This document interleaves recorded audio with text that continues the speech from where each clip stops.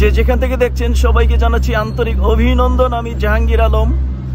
আমার পেছনে দেখতে পাচ্ছেন আপনাদের সুপরিচিত মনোরম একটি দৃশ্য, আইফেল টাওয়ার, যেটি সারা পৃথিবীর কয়েকটি আশ্চর্য জিনিসের ভিতরে একটি।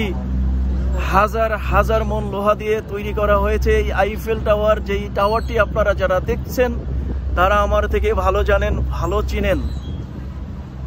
এই লোহার তৈরি আইফেল টাওয়ারটি দেখার জন্য সারা